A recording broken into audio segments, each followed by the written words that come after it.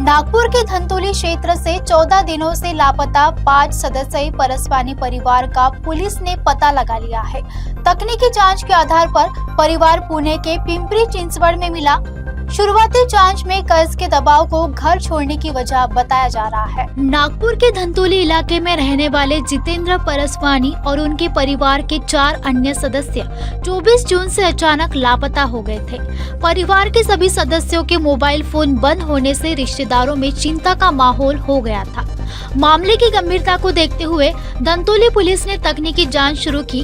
जांच के दौरान पुलिस को परिवार की लोकेशन पुणे जिले के पिंपरी चिंचवड़ में मिली। परसवानी परिवार पर करीब 30 लाख रुपए का कर्ज था, ऐसा सामने आया है। आर्थिक दबाव और कर्ज से परेशानी के कारण परिवार बिना किसी को बताए नागपुर छोड़कर चला गया था।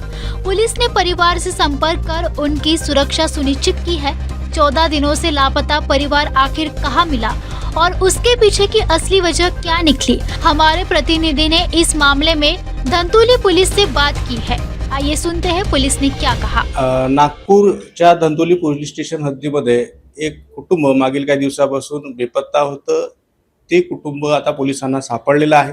नेमकं हे कुटुंब कुठं होतं आणि ते कुठं सापडलं हे जाणून घेण्यासाठी आपण धंतोली पोलीस स्टेशनचे PI रामोळ साहेब आहेत त्यांच्याकडे आलो आहे आणि त्यांच्याशी आपण विचारू। सर, हे कुटुंब नेमकं कुठं होतं आणि काय त्यांची पार्श्वभूमी आहे? हे कुटुंब पिंपरी चिंचवड येथे सुखरूप आहे। याची पार्श्वभूमी आहे दिनांक 24 जून रोजी सदर कुटुंब इथं धंतोली हद्दीतून निघून गेल्याबाबत त्यांचे काका यांनी मिसिंग तक्रार दाखल केली होती। 29 तारखेला दाखल केली, ते 24 तारखेला निघून गेले होते। 4-5 दिवस झाल्यानंतर पण त्यांचा काही संपर्क झाला नाही, म्हणून त्यांनी तक्रार दाखल केली आणि तक्रार दाखल झाल्यानंतर मिसिंग कुटुंबाचे जे मोबाईल नंबर होते, बँकेचे अकाउंट होते आणि इतर ओळखीचे जे लोक होते त्यांच्याकडून माहिती घेतली। तर त्या माहितीमध्ये समजले की सदर कुटुंबाने त्यांच्या कौटुंबिक गरजाकरिता बरेच जणांकडून कर्ज स्वरूपात रक्कम घेतलेली होती। ती रक्कम बरीच झाल्यामुळे आणि आता देणे शक्य होत नसल्यामुळे त्यांना तर ते कुटुंब इथून कोणाला न सांगता निघून गेलेले होते। त्यांचे बँकेचे ट्रान्झॅक्शन, मोबाईल लोकेशन याच्या आधारावर आपण शोध घेत होतो आणि एक टीम पिंपरी चिंचवड येथे पाठवली होती। त्या टीमला काल ते सुखरूप इथं पिंपरी चिंचवड येथे मिळून आलेले आहे। सर, पिंपरी चिंचवड येथे असल्याचा जो सुगावा आहे, पुरावा आहे, तो कसा पोलिसांना लागला आणि कशा पद्धतीने त्यांच्यापर्यंत पोलीस पोहोचले? तांत्रिक काय आहे, पोलिसांनी जे आधारावर शोधलेले आहेत, तांत्रिक काही बाबी आहेत त्याच्यावर शोध घेतलेला आहे। त्याचा साधारण किती रुपयांचं त्याच्यावर कर्ज असल्याची एक प्राथमिक माहिती आहे? प्राथमिक 25-30 लाखाच्या जवळपास काहीतरी असं आहे, असं त्यांच्याकडून बी समजलेलं आहे। सर, कुटुंबामध्ये साधारण किती लोक आहेत आणि त्यांच्याशी आपण चर्चा केली, पोलिसांनी चर्चा केली, तर त्यांनी काय सांगितलं आता की काय स्थिती आहे?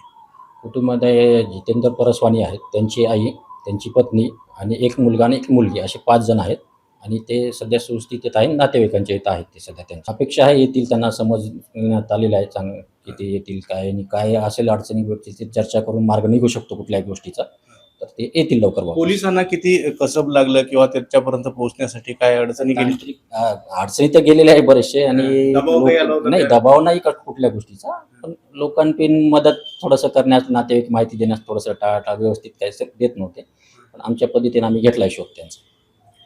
आता ते सापडल्यामुळं जे त्यांचे कर्जदार आहे ते त्यांच्याबद्दल जातील आणि काय करतात ते केव्हा येतील ते त्यांचा विषय ठरवेल, त्यांचा विषय आहे तो, निघेल मार्ग त्याच्यात। पण निश्चितच काही दिवसापासून धंतोली पोलिसांच्या हद्दीत असलेलं हे परसवानी कुटुंब जे बेपत्ता झालं होतं ते आता पोलिसांना पिंपरी चिंचवड पुणे या ठिकाणी सापडलेलं आहे।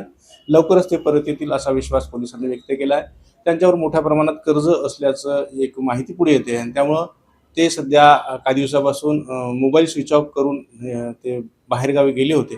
मात्र पोलीस त्यांच्यापर्यंत पोहोचले आणि ते सुखरूप असल्याची माहिती पोलिसांनी दिली आहे। फिलहाल परसवानी परिवार सुरक्षित है और पुलिस ने उनके परिजनों को इसकी जानकारी दे दी है।